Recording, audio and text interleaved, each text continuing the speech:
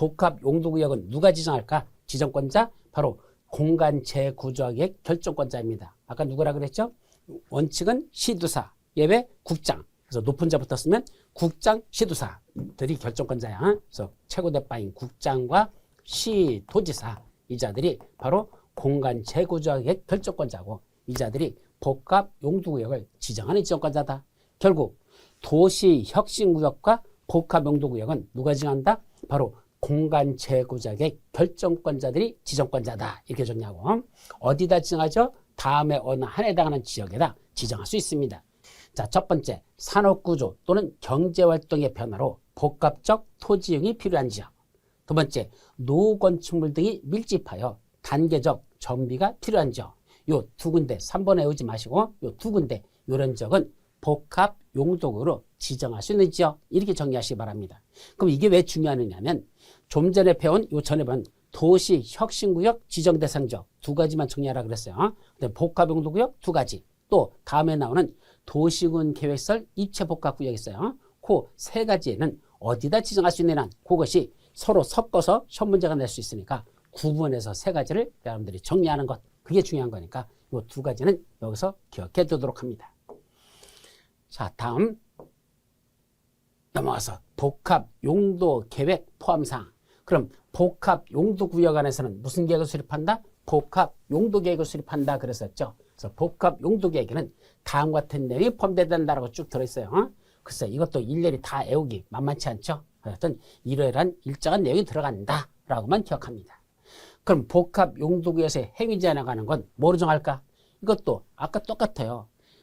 도시혁신구역 안에서는 도시혁신계획이 정하는 바에 하라 그랬었죠. 복합 용도구역에서는 복합 용도 계획으로 정한다라고 됐습니다. 따라서 그런 용도지역별 건폐율과 용적률의 최단 도입 범위 내에서 뭐로 정한다? 복합 용도계획으로 정하는 대로 하라는 얘기입니다. 다 결국 복합 용도계획에서의 각종 행위 제한은 뭐로 정한다? 복합 용도 계획으로 따로 정한다. 그거에 의한다. 이렇게만 여러분들이 기억해 두시면 됩니다. 그래서 결론은 도시혁신구역 안에서는 도시혁신계획대로 하면 되고 복합 용도구역에서는 복합 용도 계획대로 하면 된다. 이렇게만 정리하시면 되는 내용입니다. 자, 다음 도시군 계획설 입체 복합구역 마지막이죠. 그래서 도시군 계획설 입체 복합구역 줄여서 입체 복합구역을 합니다. 이건 누가 지정할까? 그럼 잘 봐요. 도시군 관리계 결정권자가 지정권자랍니다. 이게 또 달라요. 그래서 아까 앞에 있던 도시혁신구역과 입체 복합구역은 누가 도시혁신구역과 복합용도구역은 누가 지정권자고 공간 재구조계획 결정권자가 지정권자고 입체 복합구역은 도시군 관리계획 결정권자가 지정권자다.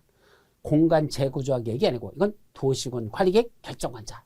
구분해야 되죠? 아주 조심할 사항, 가장 조심할 사항이 요 셋 중에 앞에 있는 위에 둘 도시혁신구역과 복합용도구역은 누가 지정권자나 공간 재구조계획 결정권자가 지정권자고 도시군 계획설 입체 복합구역은 도시군 관리계획 결정권자가 지정권자다라고 정리합니다. 아셨죠? 그래서 도시군 계획설의 입체 복합적 활용을 위하여 다음에 어느 하나에 해당하는 경우에는 거기에 도시군 계획설에 결정된 토지의 전부 일부를 도시군 계획설 입체 복합구역으로 지정할 수 있습니다.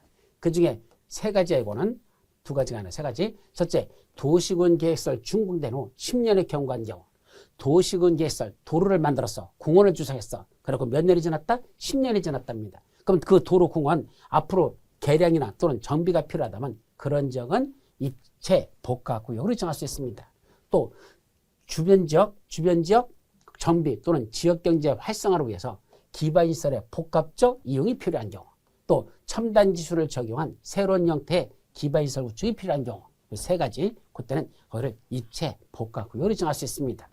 자, 여기서는 건축 제한 등을 별도 적용했는데 이 법 또는 다른 법률의 규정에도 불구하고 입체 복합구역에서의 도시군 계획설과 도시계획설이 아닌 시설에 대한 건축물이나 그 밖의 시설의 용도 적용의 규모 등의 제한 이걸 한마디로 무슨 제한한다? 건축 제한.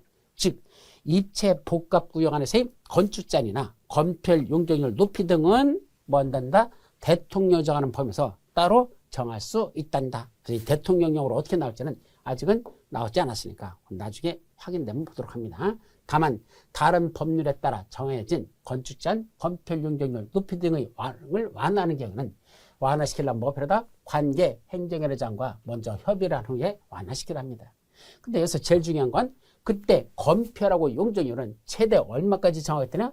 대통령으로 정하는 해당 용도지역별 최대 한도가 있었죠. 용도지역마다 건폐율 용적률 몇 % 이하로 자라 한도 있었죠. 그거에 2배 범위까지로 할 수 있습니다. 200% 이하로 한다는 건 그 건폐율 용적률 원래 정해진 건폐율 용적률의 2배까지 200%까지 200% 이하까지 적용할 수 있습니다.